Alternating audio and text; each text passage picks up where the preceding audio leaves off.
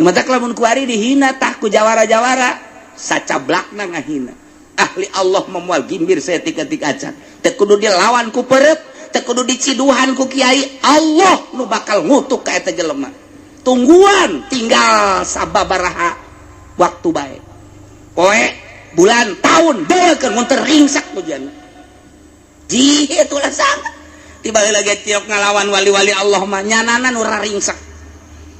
ngeringsak pokokna mah tilok dilawan antepkeun bae emang kunaon kitu ge teu kuat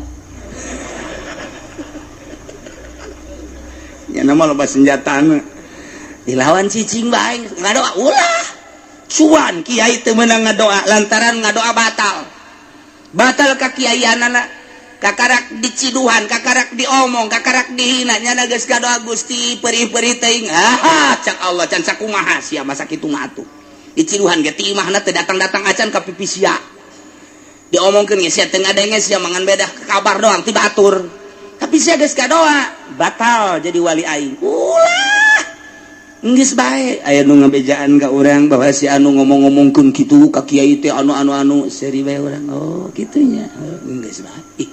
sungut-sungut nyana digerakkeun atuh digerakkeun ku Allah urang nang Allah atuh kumaha nyana bae geus antepkeun lulus cek Allah sia lulus ya sia lulus ya lulus mal kebal ge diusir sia ya lulus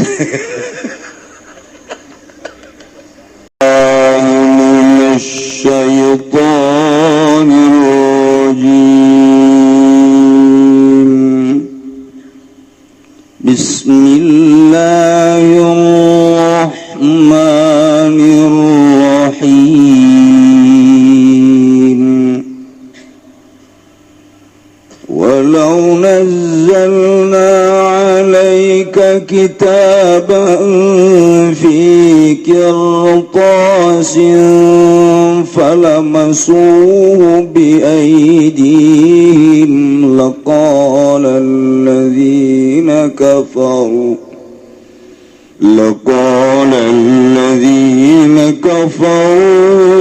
in hadha illa sihrun mubin. Allahu a'lamu bimuradihi walau nazalna lamun nurunkeun isun agung alaika ing atase sira Muhammad kitaban ing kitab maktuban tegese kang den tulis pikir tosin ing dalam kertas rokin kang tipis kamak tahu kaya oleh nyupriya ahli Mekah kabeh pala masuk maka pada ngagepok di ahli Mekah kabehu ing kitab biaidihim kalawan pirang-pirang tangan ahli Mekah kabeh ablagu min ayanuhu tawi ala masuk iku kang luwih banget tinimbang saking lapad ayanu li annahu anfal saking lasatune lapad la masuk iku kang luwih nganapikeun kadoe mangmang. Laqala alladzina kafaru maka yakti ngucap sapa wong akeh kang pada kalupur alladzina kabeh ngucap-ngucap ing lapad in orana nama tegese orana hadza apa iki la iki kitab illa sihrun mubin angin iku sihir kang nyata tanutan kena arah ngewu-ngewu inadan lan kena arah angas wa qalu laula unzila alaihi malakun walau anzalna malakan lakudiyal amru thumma la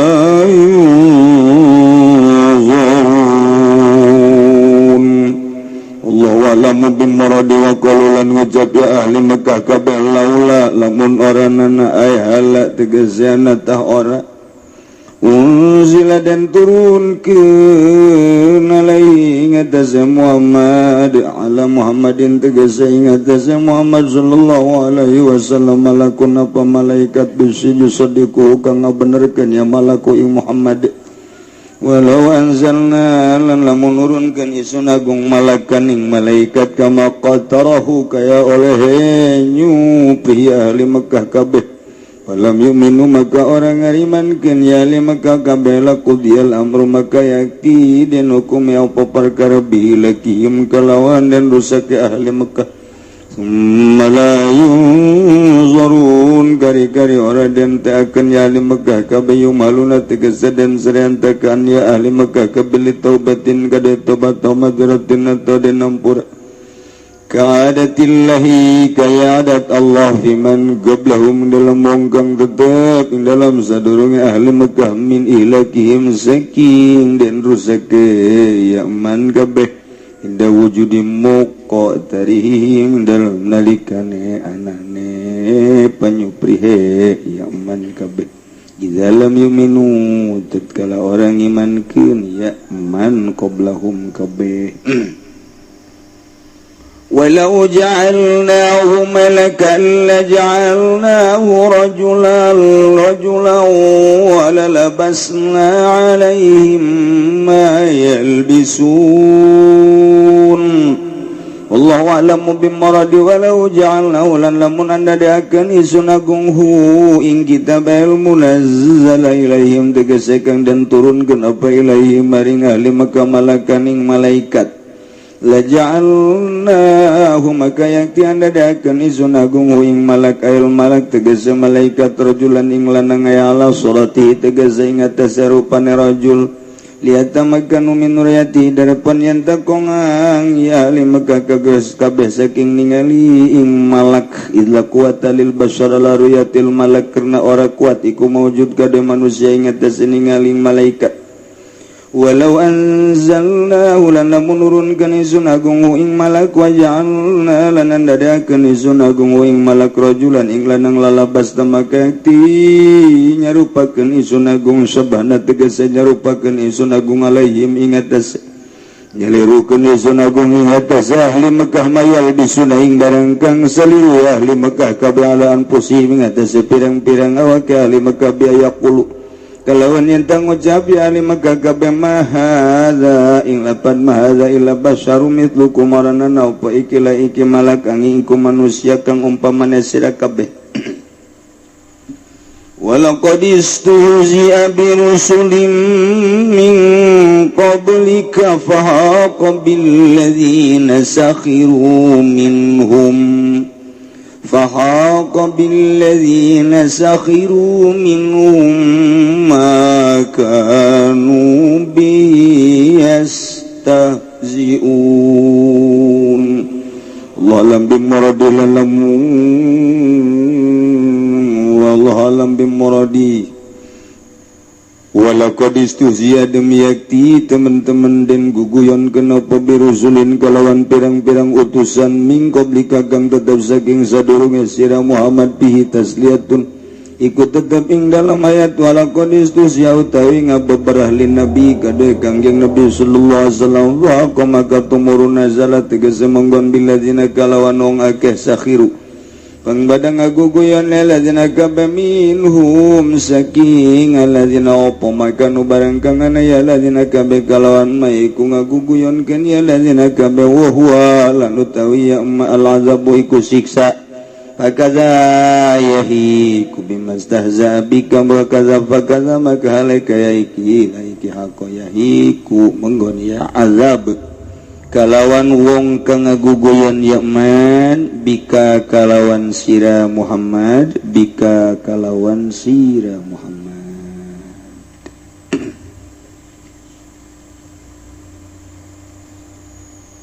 Kanjeng Nabi begitu diutus menjadi Rasul Allah umur 40 tahun diberilah mukjizat ku Gusti Allah bentukna Al-Quranul dakwahlah Kanjeng Nabi lalaunan door to door lalaunan ti imah ka imah lalaunan mun kapanggih jeung jelema ngajak Kanjeng itulah dakwah Kanjeng diawali kulalaunan kebelah dieuna cek Gusti Allah fasda bima tu'mar wa a'rid anil jahilin. Muhammad sampaikan apapun yang terjadi, marah tinggal marah, kehel tinggal kehel, bendu tinggal bendu, sampaikan. Kangjeng Nabi langsung nyampaikan dakwahna, tabligur risalah, nauhidkan ka Gusti Allah, nganyatakan bahwa dirina diangkat sebagai rasul. Teu pamrih Kangjeng Nabi, berang jeung penting terus dakwah Kangjeng Nabi. Bersiko tinggi di Mekah teh lantaran budayawan lu luar biasa di Mekah. Karakter orang Mekah teh garalak jeung garanas. Palalinter bahasana. Kakayaanana luar biasa, bangsawan anu kudu dihadapi ku Kangjeng Nabi dengan modal mukjizat bentukna Al-Qur'anul. Ngajakan terus Kangjeng Nabi. Mulai anu narurut ka Kangjeng Nabi, nu ngadengikeun ka Kangjeng Nabi teh ti kalangan handap, ti kalangan bawah, ti kalangan petani kecil, ti kalangan tukang angon, ti kalangan kaki lima, ti kalangan jelema nu teu boga pagawean. Ilah nu mulai narima kana ajaran Kangjeng Nabi, kana dakwah Kangjeng Nabi. Tah, eta teh justru jadi pelecehan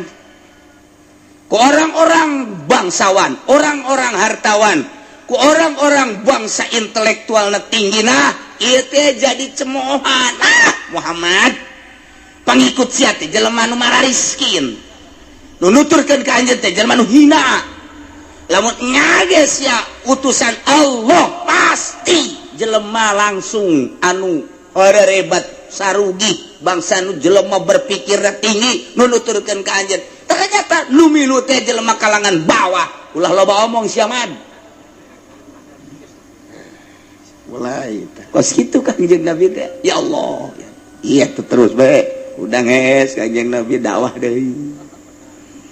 Saudara-saudara sekalian, jangan salah supermi.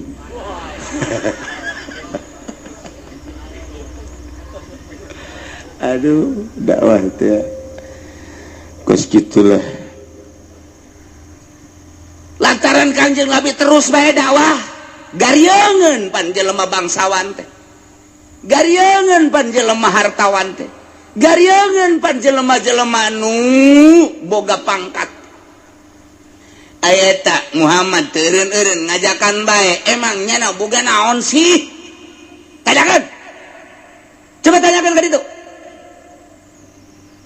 Eueun dek nanya, kabeh ge. Jaya hate leutikna mah sieun kabeh ge. Jol aya moy paman Abu Jahal. Cukup Abu Jahal cukup. Eta lo aing Muhammad ngajakan bae ngimankeun ka pangeran teu kadeuleu pangeran ge.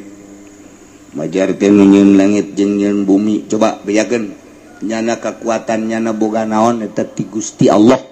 ti pangeran. Sok haju ngaku-ngaku jadi rasul. Tanyakeun, bejakeun kita ku aing gitu. Atuh aya mandat tim bapa mah dae pulang atuh. Aya Abu Jahal muara jasa. Nu diutus supaya nanya ku Abu Jahal, hiji Nadhr bin Harith, dua Abdullah bin Abi Umayyah, tilu Naufal bin Khuwailid. Coba nanya ka ditu cek Abu Jahal, aing di dieu nungguan mal ka mamana aing bari ngopi. Tanya ka ditu, "Man, aya naon cek Kangjeng?" "Emang anjeun ngaran Abu Jahal, eta ngutus kami." Maksudna cenah sia ulah sok sacablakna sungut aing ngajak teh. Sia teh sungut kul masa pikirna wae cekeun. Lain kitu. Ieu ngajakan bertauhidkan Allah, ngajakan iman ka Allah, ngajakan iman ka anjeun bahwa anjeun teh utusan Allah, boga kakuatan naon sih? bejakeun ka mangkula boga Al-Qur'an gitu. Nu Al-Qur'an eta ciptaan Allah. Al-Qur'an eta adalah kalamullah. Anu nganyatakeun di jero Al-Qur'an adalah Allah teh khalaqas samawati wal ard. Nu kamari geus dijelaskeun di mimitina bahwa Gusti Allah teh anu ngadamel langit ngadamel bumi katut esina bejakeun ka mangga ditu. Bejakeun bahwa Allah ta'ala khalaqas samawati wal ard وجعل الظلمات والنور ثم الذين كفروا بربهم يعدلون هو الذي خلقكم من طين ثم قضى أجلا وأجل مسمى عنده ثم أنتم تمترون وهو الله في السماوات وفي الأرض يعلم سركم وجهركم ويعلم ما تكسبون. Bejakeun eta sia bahasa gitu menang di mana sih? Aing kakarek ngadaeng cerita bahasa kos kitu tah. Dia ti penggede urang asana teh bahasa kos kitu teh ti budayawan urang mah eta sareng sih mah nang ti Allah lah susuk bibisaan ciptaan sia meureun mah pan aing maca Kangjeng Nabi kula mah maca tilok nulis tilok bisa kos kitu langsung ti Allah nu turun malaikat Jibril eta teh ti Allah bejakeun ka ditu. Itu Al-Qur'an ieu mukjizat ti Gusti Allah ulah sambarangan. Guys desa gitu doang yang nanya kalian kayak laporan heula ka Mbah aing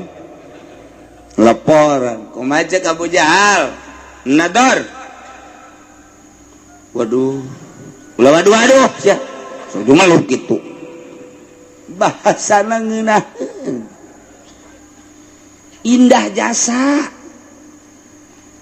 eueuh tiba heula ge ja anu kos kitu teh eueuh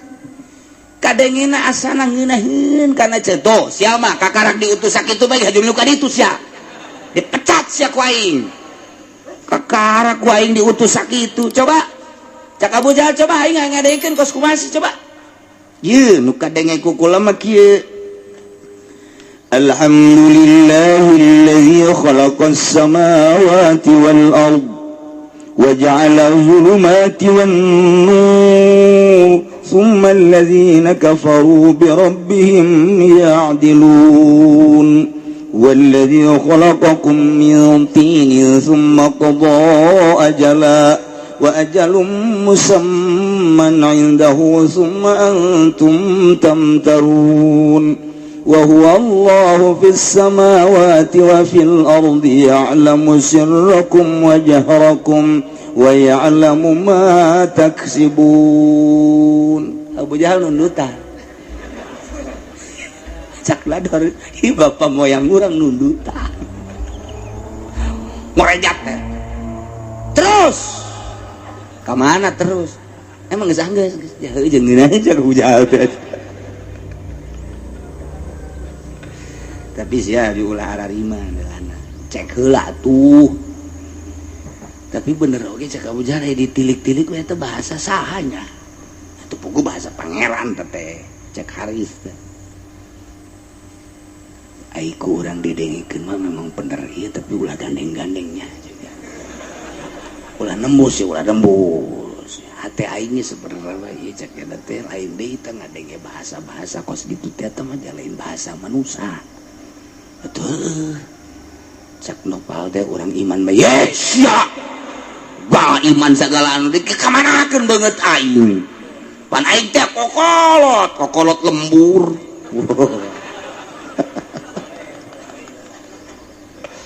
aing nya kudu milu ka budak kamari sok sambarangan geus dengekeun heulana Kangjeng Nabi mah tu dakwah deui bae dulur-dulur kabehan sing hade ulah salah mangeranan ulah ka Uza, ulah ka Lata, ulah ka Manat sanajan eta pangeran-pangeran anu disembah ku karuhun urang ku nenek moyang urang salah pangeran ma alladzi khalaqas samawati wal ard anu ngadamel langit 7 lapis bumi 7 lapis wa ja'ala zulumati wan nur summallazi terus dibejakeun ku Kangjeng Nabi mulai jelema kalangan menengah ara rasul terus teh eureun-eureun Kangjeng Nabi teh dakwah beuki puyang we Abu Jahal garieun ing ngadengena ge geus coba nador coba gitu Abdullah bin Abi Umayyah Nobel kada coba bedakeun eta ka Muhammad gitu lamun nya bahwa anjeunna eta si Muhammad eta diutus jadi rasul kemudian nyana dibere mukjizat Al-Qur'an bejakeun gitu kanyana ka hayang mah ditonton gitu turunna ditonton lamun endek turun deui ayat bejaan urang kabehan urang leuleuh bahkan diiring ku malaikat ulah loban-loban opatan bejakeun gitu kamu bejakeun lan nu'mina laka hatta ta'tiyana bi kitabin min indillahi ta'ala wa ma'ahu arba'atun minal malaikati yashhaduna annahu min indillahi ta'ala wa annaka rasul kami kabehan gitu ahli-ahli Mekah bangsawan Mekah manusia intelek cak urang Cisoka mah intelek salah ngomong nah moal iman gitu ke anjeun Muhammad bedakeun sehingga anjeun teh didatangan ku kita bener-bener min inilah ti Gusti Allah kadeuleu ku urang kabehan wa ma huwa arbatun minal malaikati diiring ku 4 malaikat yasaduna anu nyana nganyatakeun bahwa annahu min indillah ya kitu ieu kitab teh ti Gusti Allah nyana nyaksian ngomong kadenge ku urang wa annaka rasuluh yen anjeun teh rasul Allah tah lamun bisa kitu kakalak aing iman gitu eta pan pamenta pohara jasa eta kahiji nomor kedua bejakeun ka Muhammad bahwa coba sekali-sekali utusan teh ulah manusia bejakeun ka Allah gitu antak naon ngutus rasul teh malaikat jelema dari jelema deui mah aing mah kos kitu keneh komo kos Muhammad bajelema leutik coba gitu minta malaikat bae nu jadi rasul atau malaikat turun nganyatakeun bahwa nyana jadi rasul gitu bae sih matak naulur hese-hese ulah sok haju nyinggung ka urang kabehan segala manat uzapan eta mah pangeran muh dijieunna ge pan tina emas tina batu engke mun pangeran maraheun kumaha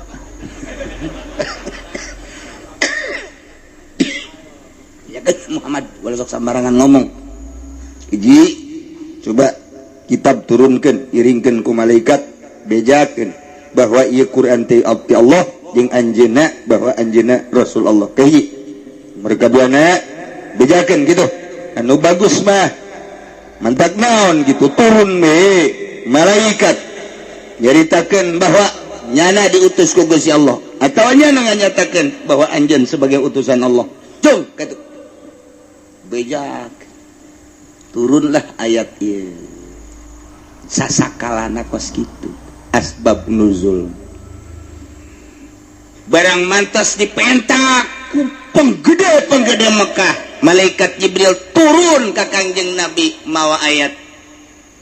walau nazzalna 'alaika kitaban fi qirtasin fanamasuhu bi aydihim laqala alladhina kafaru in hadza illa sihrun mubin walau nazalna lamun kami nu agung cek Gusti Allah nurunkeun alaika ka anjeun Muhammad kitaban ay maktuban tegas mah buku anu aya tulisanana bentuk Al-Qur'an pikir tosin dina kertas anu lembut anu ipis sakumaha pamenta ahli-ahli Mekah kemudian kunyana dicarerekel diusap-usap andai kata kahayang nyana dilaksanakeun turun ti langit aya kadeuleu dicekel ku manehanana ku leungeunna eta teh tetep bae moal iman kajen kukumaha ge laqala niscaya jelema-jelema anu kalalapir mah ngomongna ge moal iman ieu ka anjeun pasti ngomong teh in hadza illa sihrum mubin nyana sakitu deuleu ti luhur langit turun ka handap ditampa dicekal dibuka kojana dengan kertas anu ipis anu indah dengan bahasa anu indah tetep bae nyana ngomongna aya deui mah kitab kecuali sihir Muhammad ya mah kos kitu bae jelema teu iman mah boro-boro keur salah keur bener nage jelema teu sepatu kitu bae ulah oyak Muhammad ulah goyang Muhammad ulah gimbir Muhammad sanajan nyana imbul penghinaan tetep anjeun teruskeun dakwah pamenta tinggal pamenta ulah dikukumahakeun sebab andai kata dibuktikan kahayangna Quran turun di langit diiring ku malaikat dicekel ku nyana dibuka ku nyana niscaya nyana moal iman ka anjeun lantaran hatena geus ditutup ku Gusti Allah pasti ngomongna in hadza illa sihrun kahiji nomor kaduana pamenta Abu Jahal jeung berikut para penggede-penggede Mekah teh hayang diturunkeun malaikat. Coba atuh sekali-sekali utusan teh malaikat atawa diutus malaikat jangan nyatakeun bahwa Muhammad teh sebagai rasul Allah. Coba turun deui malaikat Jibril mawa ayat. Wa qalu laula unzila alaihi malak walau anzalna malakan laqudiyal amru thumma la yunzarun. Allah alam bimuradi wa qalu cik ahli Mekah laula hala laula di dieu teh ngaranna laula tahdid lantaran laula teh cek ahli nahum aya dua aya laula imtinaiyah laula tahdidiyah lamun laula asubna ka jumlah ismiyah eta laula teh laula imtinaiyah lamun laula asubna ka jumlah piliyah asubna ka jumlah piliyah mah disebutna laula tahdidiyah istinal alfiyah dijelaskeun wa bihimat tahdidum mizwahala ala wa aulian hal fi'la numantak di dieu ge asupna kana fiil berarti tahdid ieu teh maksudna mah ngagegereh men ta ahli Mekah teh hayang teuing atuh diturunkeun ka Muhammad teh malaikat yusadiquhu nu ngabenerkeun malaikat ka Muhammad coba bejakeun ka Muhammad malaikat teh turun atuh aju ngomong ka urang saya malaikat diutus oleh Allah untuk menyatakan bahwa manusia yang bernama Muhammad itu adalah utusan Allah. Aja leng kaluhur deui urang ge iman ai kos kitu mah atuh padi teu pugul teu kaharu sapira anak si Abdullah sapira anak si Aminah budak kamari yatim ngaku rasul aju eueuh nu ngabejaan malaikat bahwa nyana rasul deuk kumaha percayaan urang atuh penghinaan anu luar biasa kakang nu mata lamun ku ari dihina tah ku jawara-jawara sacablakna ngahina ahli Allah memual gimbir saya tika-tika acan teu kudu dilawan ku peureup teu kudu diciduhan ku kiai Allah nu bakal ngutuk ka eta jelema tungguan tinggal sababaraha waktu bae poe bulan tahun deukeun mun teu ringsak tujuan ji atuh sang tibalik lagi tiok ngalawan wali-wali Allah mah nyanana nu raringsak ngeringsek pokona mah tilok dilawan antepkeun bae emang kunaon gitu ge teu kuat nya nama loba senjatana dilawan cicing bae ngadoa ulah cuan kiai teu meunang ngadoa lantaran ngadoa batal ka kiaianana kakarak diciduhan kakarak diomong kakarak dihina nya geus ngadoa Gusti perih-perih teuing cak Allah can sakumaha sia masa kitu mah atuh diciduhan ge ti imahna teu datang-datang acan ka pipi sia diomongkeun geus sia teu ngadenge sia mangan bedah kabar doang ti batur tapi sia geus kadoa batal jadi wali aing ulah geus bae aya nu ngabejaan ka urang bahwa si anu ngomong-ngomongkeun kitu ka kiai teh anu seri bae urang oh kitu nya geus bae sungut-sungut nyana digerakkeun atuh digerakkeun ku Allah urang nang Allah atuh kumaha nyana bae geus antepkeun lulus cek Allah sia lulus ya sia lulus ya lulus mal kebal ge diusir sia ya lulus iya tuh mentah mah ka Allah bae ulah mun tayang ka jelema akarak mantap encan dikukumahakeun diciduhan ge di imana cih aing mah neuleuh kiai eta keul jasa greget jasa gila aing mah jauh imahna nyiduhan ka kiai teu datang-datang acan antap ke ajunya nana ngomong segala anu antapkan ayah Allah iya ayah Allah mun tayang maka Allah ngan ulah ka ngadoa canna naon encana naon mun ngadoa batal sedangkan namun ngadoa mah diijabah atuh wali mah pan sakieu bae Gusti coba bae teu mah dibere setruk saeutik bae setruk ulah antapkeun bae mah lamun ngadoana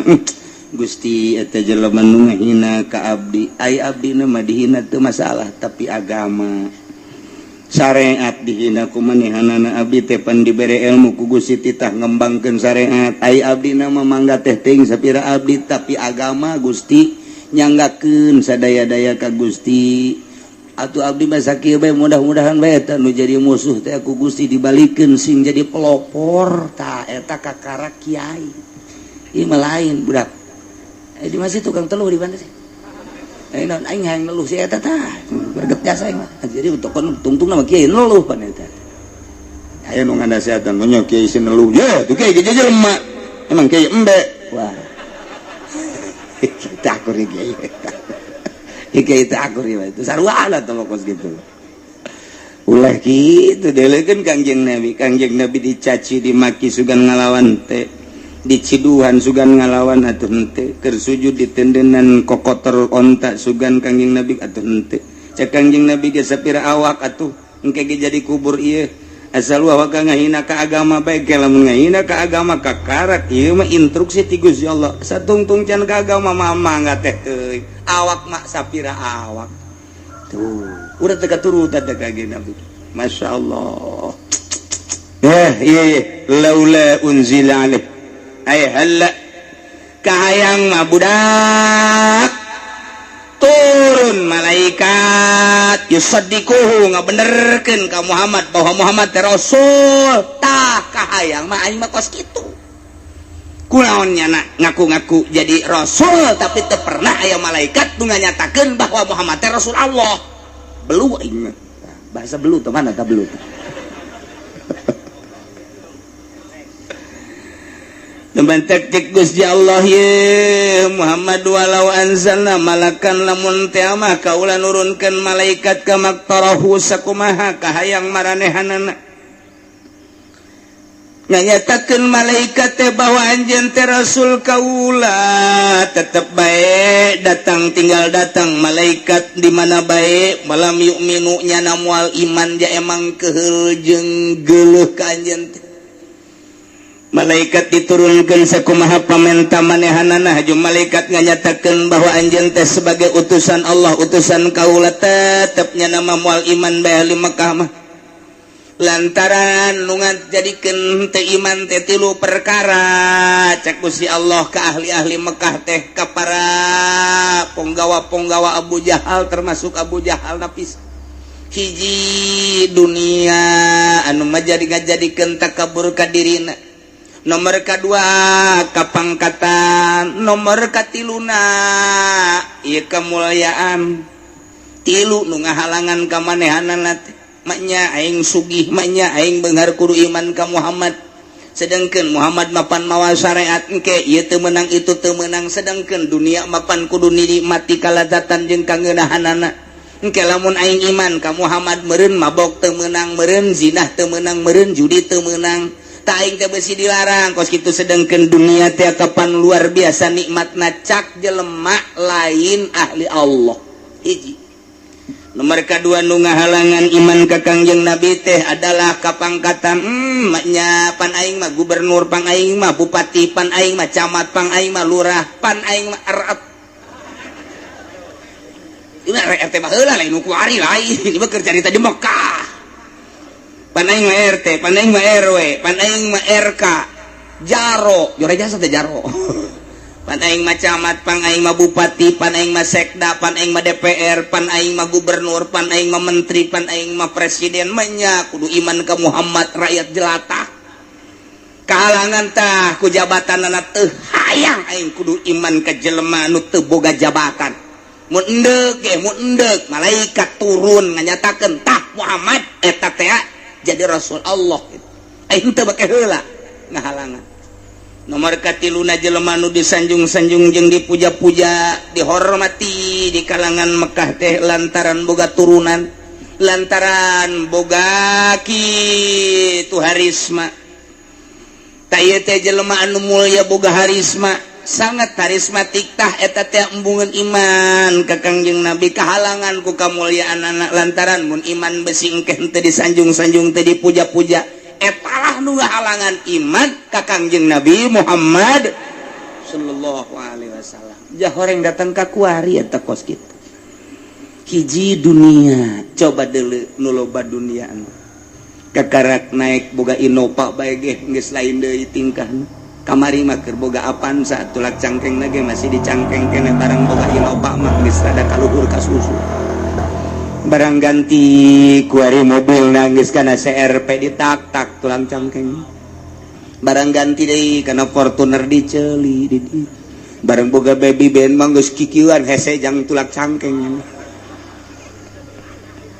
Harta dele di lembur orang anu ngadadak sugi. Kemudian anu tadi nama jarayat biasa barang diangkat jadi lurah, dele keadigunganana, dele katakaburanana. Barang diangkat jadi camat geus embung ngahiji jeung rakyat, barang diangkat jadi kapolres geus teu hayang, barang diangkat jadi bupati geus embungeun babarengan takabur berarti. Geus teu ngadenge kana nasehat. Barang diangkat jadi gubernur, kobo jadi presiden mah berarti jabatan eta ngahalangan kana iman. Kabladieuna jelema anu dihormati, jelema anu disesepuhkeun, jelema anu dijadikeun kepala suku, jelema anu disepuhkeun, dikolotkeun dirinya, dihormati sagala jadi pertanyaan ka manehanana tah eta ngahalangan deui. Embung aing kudu iman ka Muhammad mah. Ana yang mulia, menyanu mulia kudu iman kanu hina. Datang ka kuari kitu bae.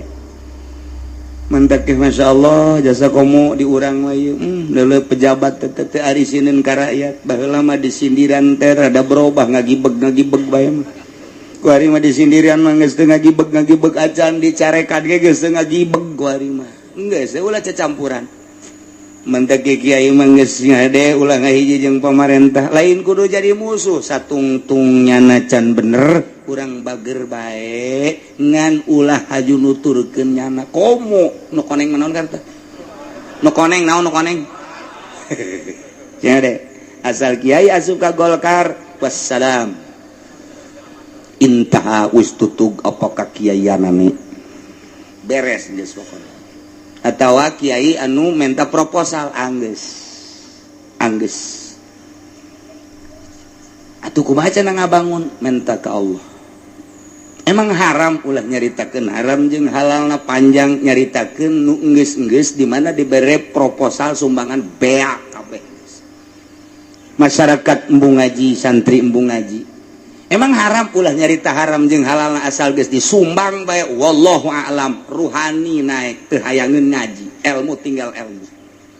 Kenyataan bae mah kenyataan. Garut sa Garut, Bandung sa Bandung, Tangerang mah alhamdulillah eueuh nu kaliwat araya kabeh. Dideuleu ku mata urang, asal disumbang ku pemerintah wallahu a'lam. Embungeun ngaji ka kiai. Geus ulah nyaritakeun haram jeung halal tah mah los bahas ka ditu haram jeung halal mah pagede-gede dalil. Loba nu ngahujah Imam Ghazali ge ngameunangkeun leg-leg ku sia Ihya. Ceknya nama aing teu maca meureun Ihya. Jauh ngameunangkeun cenah Imam Ghazali ge disumbang ku pemerintah malah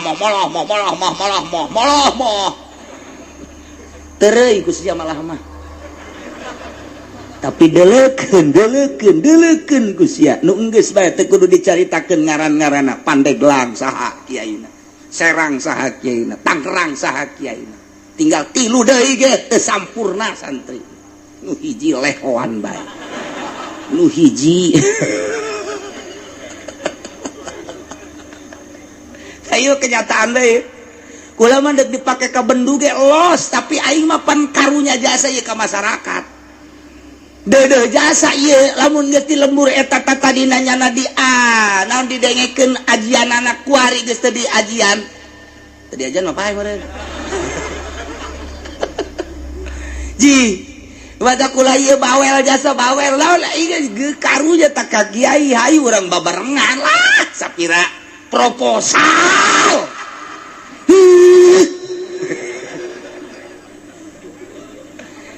Kiai pancen dibuka ku pamarentah cokop duitna jadikan kajalan ulah di pondok pesantren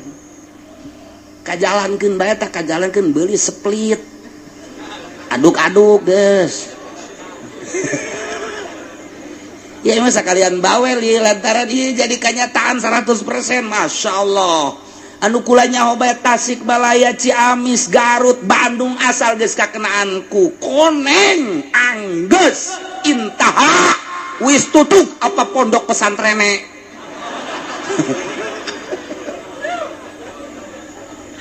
heran eta di mana-mana ge heran aing mah heran geus teu nyaritakeun haram jeung halal geus tah mah bisa dalil mah los tah mah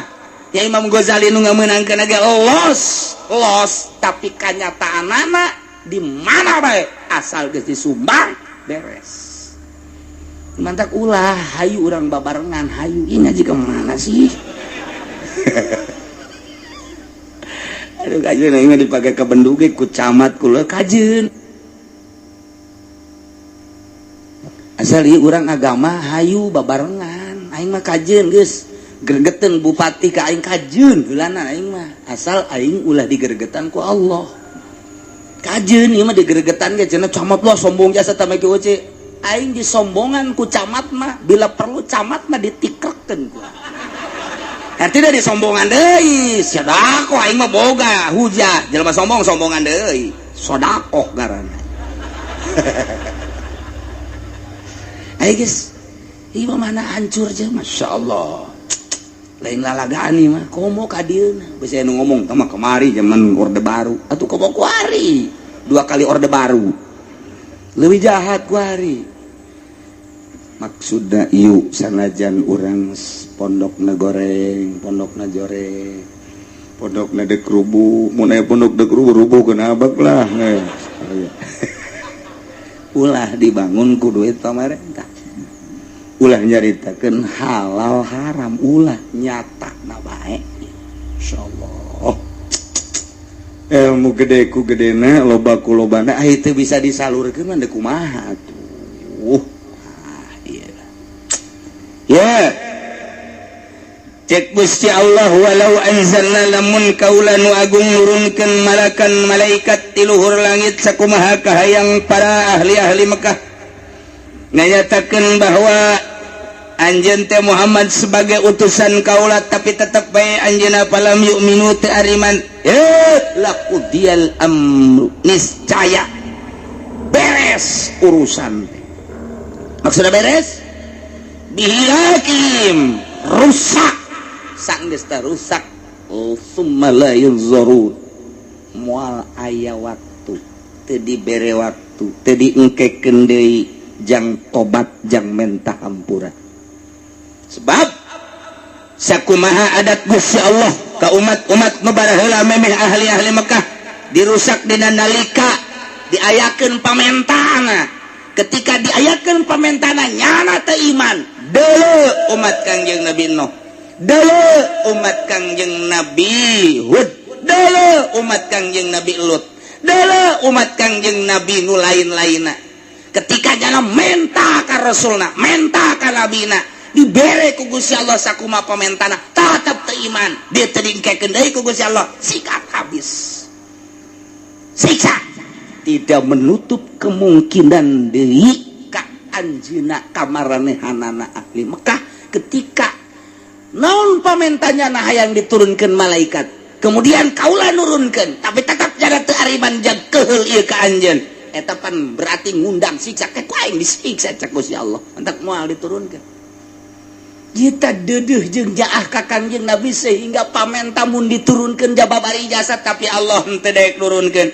nu matak teu daek nurunkeun niscaya engke mun diturunkeun tetep teu ariman lamun geus diturunkeun teu iman siksa anu aya mentak walau ja'alnahu malakan laj'alnahu rajulan walalabasna alaihim ma yalbisun wallahu alam bimuradihi Muhammad walau ja'alnahu mun kaula nurunkeun ka malaikat la ja'alnahu niscaya meureun ku kaula dijadikeun malaikat teh bentukna jeung rupana seperti lalaki lantaran lamun langsung malaikat diturunkeun ka dunia pan moal kuateun manusia maneuleuh malaikat contona Kangjeng Nabi ge pernah menta ka Gusti Allah hayang neuleuh malaikat Jibril nu aslina eta teh begitu Kangjeng Nabi dibere ku Gusti Allah neuleuh malaikat Jibril nu aslina kakarak jangjangna doang ge sabeula gusya eleh Kangjeng Nabi langsung pingsan eta sagede Kangjeng Nabi atuh komo sagede bangsa musyrikin kuari lamun turun malaikat ka Cikupa beres kabeh rata ujianna Cikupa moal kuat emang kumaha kitu neuleuh malaikat berarti kan lamun kaula nurunkeun malaikat jangan nyatakeun bahwa anjeun sebagai rasul jangan benerkeun bahwa anjeun sebagai rasul kaula niscaya kaula nurunkeun malaikat eta meureun bentuk lalaki sakumaha nu sok datang ka Kangjeng Nabi bentukna kos Kidahiyatul Kalbi hiji urang Arab nu pangkasep-kasepna Kidahiyatul Kalbi tah malaikat Jibril teh sok ngarupa Kidahiyatul Kalbi ketika madep ka Kangjeng Nabi lantaran lamun langsung bake nu aslina Kangjeng Nabi moal kuateun tah atuh ieu ge ulah nurunkeun malaikat jangan benerkeun ka anjeun dideuleuh meureun ku ahli Mekah moal kuateun paralae hatung ge lamun kula dak nurunkeun supaya aman atuh meureun pan kula ge meureun cak Gusti Allah aing agung ngarobah bentuk malaikat jadi bentuk lalaki hiji nomor kadua engke walau anzalnahu wa ja'alnahu rajulan lamun kaula nurunkeun malaikat bentukna lalaki jalabun lain lalaki mamual kuateun ieu atuh lalabasna alaihim mayalbisun atuh saliru engke ieu teh malaikat apa lain mun diturunkeun malaikat moal kuateun niscaya diganti ku rupa lalaki mun kula nurunkeun malaikat ti luhur rupa lalaki atuh engke saliru deui bae cak nya ieu mah lain malaikat di jelema-jelema keneh deuk iraha benerna atuh pasti jelema teu iman mah kitu bae tah Muhammad tetep bae ulah dilingseuh ulah didenge pamenta diturunkeun kitab lain deuk iman ieu pamenta yang turun malaikat lain deuk iman ieu eta mangan sakadar ngaririweuh ka anjeun lamun nyana ngaririweuh ka anjeun ulah sok milu riweuh anjeun Muhammad tenang bae mentek dibere pangbeberah ku Gusti Allah ye walaqad istuhzi'a bi rusulin min qablika demi yakin nyata geus diguguyonkeun dirusulin berbagai rasul-rasul min qablika memeh anjeun samemeh anjeun teh rasul tiap dakwah teh disengsarikeun ku kaumna Kangjeng Nabi Nuh disengsarikeun disengsarikeun ratusan tahun Kangjeng Nabi Hud disengsarikeun ratusan tahun Kangjeng Nabi Yusuf disengsarikeun sababaraha tahun Kangjeng Nabi Sulaiman kitu keneh Kangjeng Nabi Musa, Kangjeng Nabi Isa termasuk anjeun disengsarikeun, dihina, dicemooh, lain anjeun bae nu baraha heula ge kararitu bae. Tenang bae, lain hiji, lain anjeun bae nu mantak paha qabil ladzina sakhiru maka turun menggon ka jelema anu ngahinakeun ka jelema-jelema anu kitu ngalelewe ka jelema anu kitu ngajejeleh ka anjeun maka nubihi yastahziun siksa anu pernah datang ka jelema anu ngahina siksa nu pernah datang ka jelema anu ngawoleh ngajejeleh jelema baheula menta ka rasulna sangeusna diturunkeun ku Gusti Allah sakumaha pamentana tetep teu iman nyana tetep ngajejeleh nyana tetep ngahina ku aing diturunkeun siksa ka jelema nu ngahina tidak menutup kemungkinan cek Gusti Allah pakadayahiku biman istahza'a bika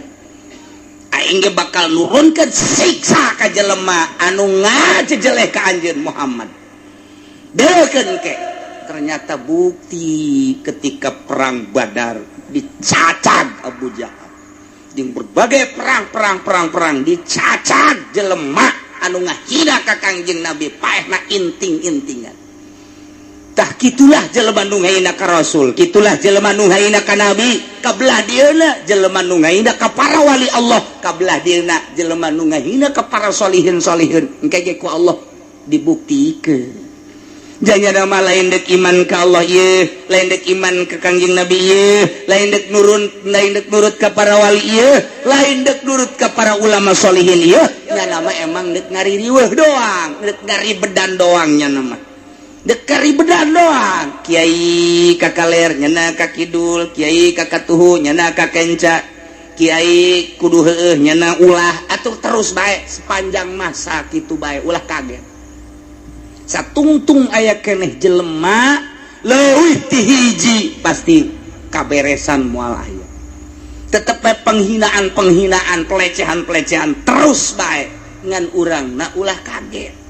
Ketimbul ti ustad nu ngahina, timbul ti kiai nu ngahina, timbul ti jawara nu ngahina. Eta teh hakikatna mah deuk ditaikeun pangkat si kiai. Coba ja itu ge moal ngahina lamun lain gerak Allah mah. Dek dicilakakeun bae situ dan nu ngahina teh ngan urangna sing teteg bae.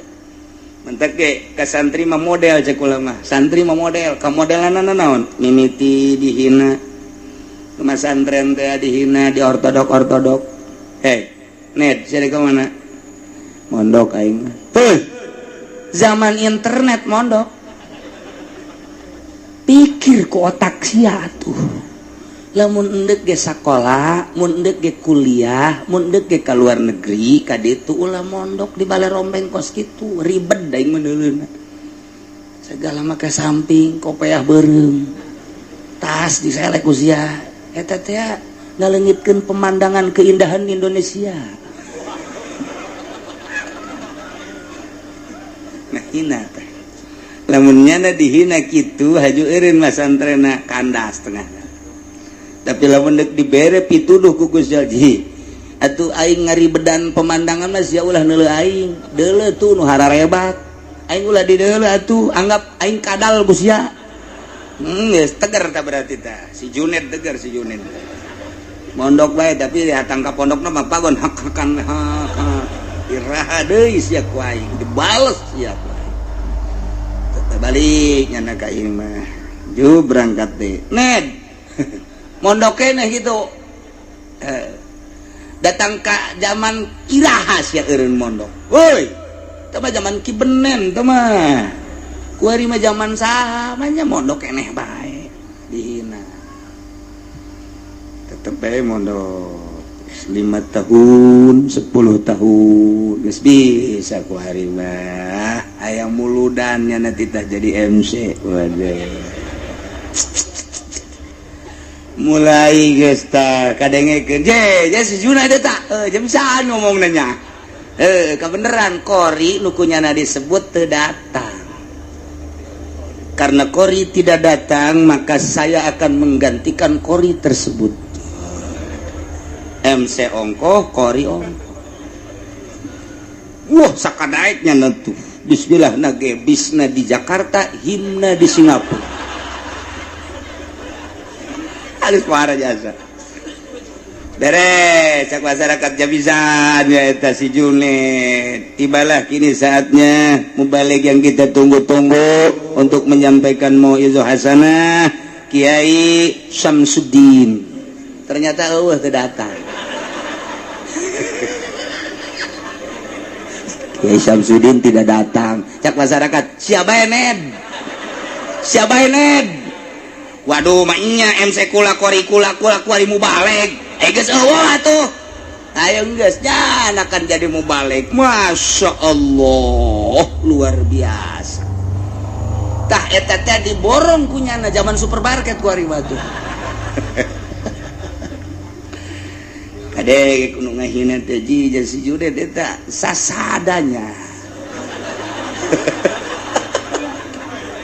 sakumaha kotok jalak budak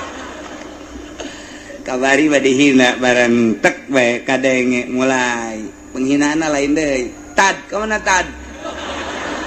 sial nya cek si Juned dek pondok sia tad geus tad dah bari di ustad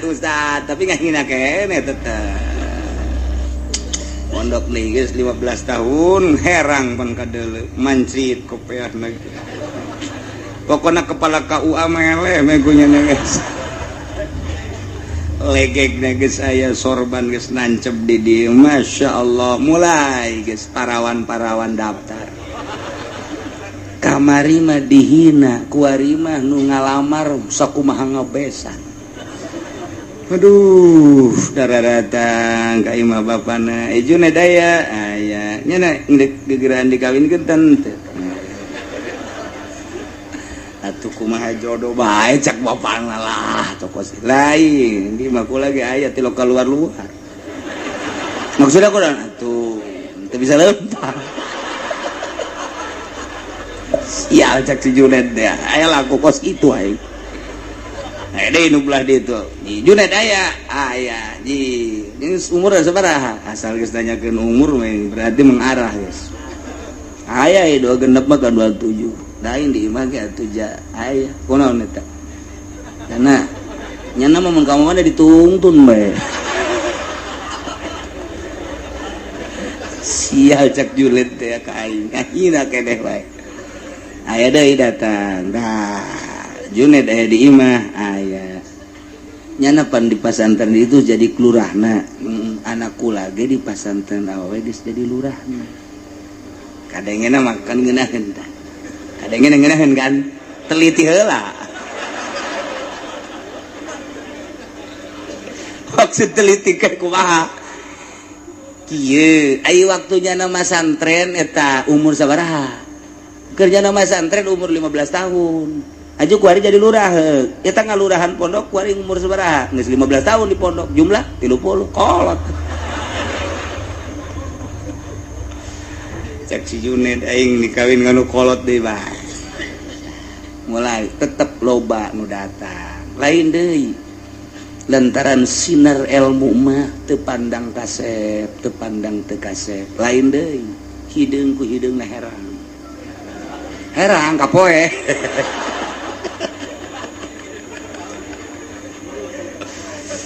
ngan tetap si Junet ge lantaran boga ilmu teu babari milih calon pamajikanna teh nu bawa nu bis ditanya net eseun kawin bae emang eueuh tanah lain eueuh maksudna aing mah neangan nu bisaeun dibawa sugih oh sia so amat ye eta keur susah mah aing ge keur bisi sugih ge itu diajak susah mangke atuh baradisa aja aing ge susah ieu mah bisi aing sugih supaya bisa teu kaharti aing ngomongan sia atuh pan aing mah santri oh atuh lain deui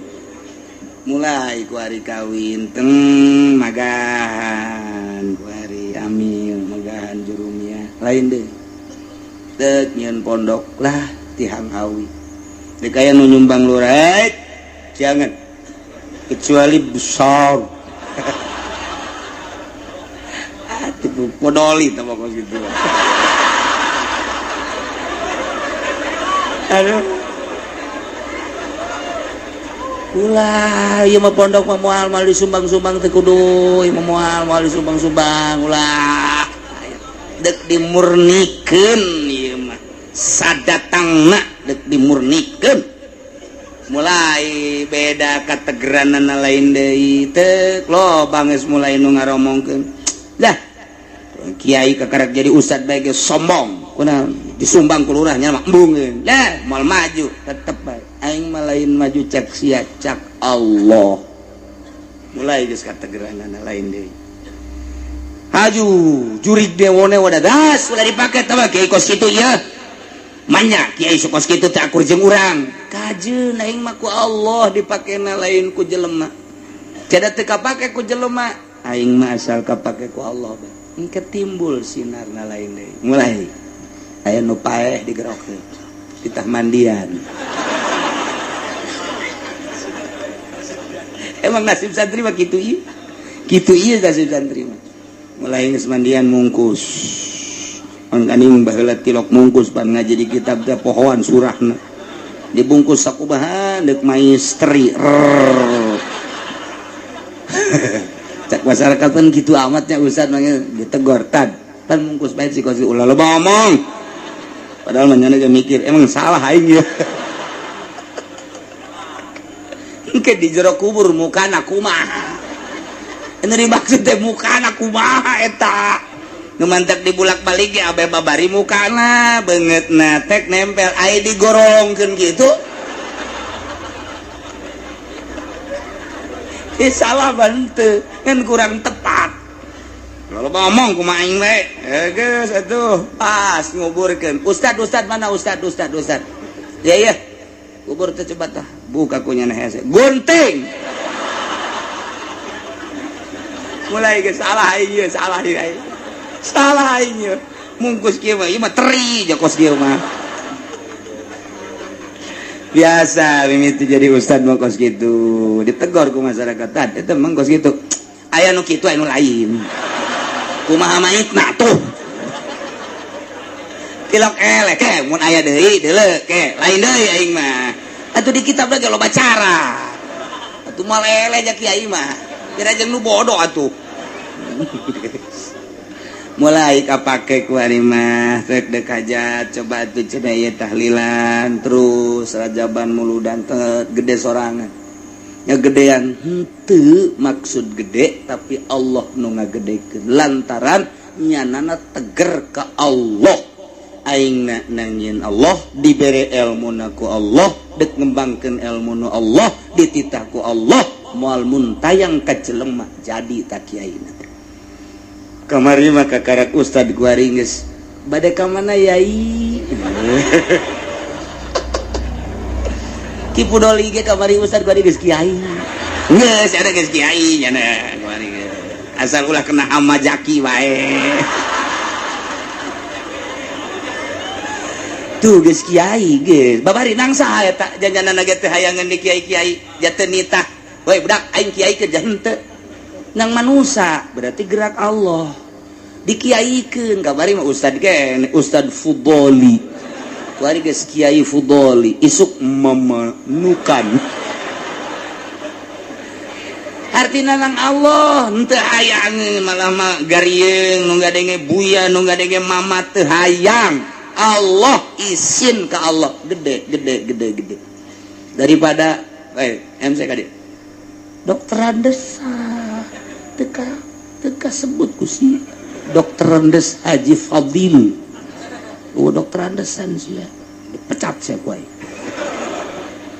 tak kabur dah jelema atur mah dokteran des bae geus ulah dibabawa kiai na geus kudu dibabawa kusi saya ngaran Haji Fadil Kiai Haji Fadil teban buya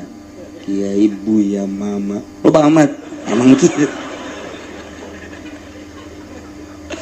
tah eta kos kitu gede sorangan nya nama ibadah bae baca Quran baca sholawat ngaji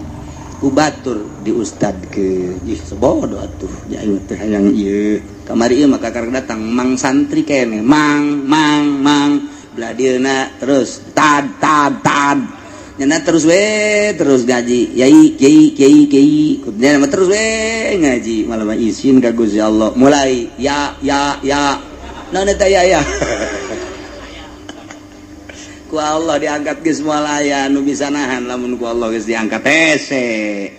nah kitulah sing teger sakumaha tegerna Kangjeng Nabi urang Kangjeng Nabi Muhammad sallallahu alaihi wasallam urang babarengan tanjerkeun agama Allah melalui taklim luhurkeun agama Allah melalui pengajian di lembur-lembur besi aya ustad kiai bagahan ngaji hayuh arajian ulah hajikeun arajian hayu esian besi aya pondok pesantren di unggal lembur anak urang datangkeun ka dinya keuna nyahoon maca Al-Qur'anul Karim kena bisa maca riyad takrib teu kudu jaka jauh-jauh heulanan babarengan ke mun anak dages boga pilihan jakula geus ngaji amil di dinya hayang pindah ka anu mangga pindahkeun jadi engke hirup suasana teh asal kiaina ulah narima sumbangan ulah jaritakeun haram jeung halal kenyataanna mun tas disumbang wassalamualaikum warahmatullahi wabarakatuh intaha tapi kenyataannya seperti eta mantap loba anu gergeten kakula kajun aing mah digergetan kajun asal sing tabah sing kuat agama nu dipikiranana tuh ialah lalakon di zaman Kangjeng Nabi ahli-ahli Mekah anu ngahinakeun ka Kangjeng Nabi anu ngelecehkeun ka Kangjeng Nabi ujung-ujung nama engke bakal kena siksa ti Gusti Allah Subhanahu wa taala masih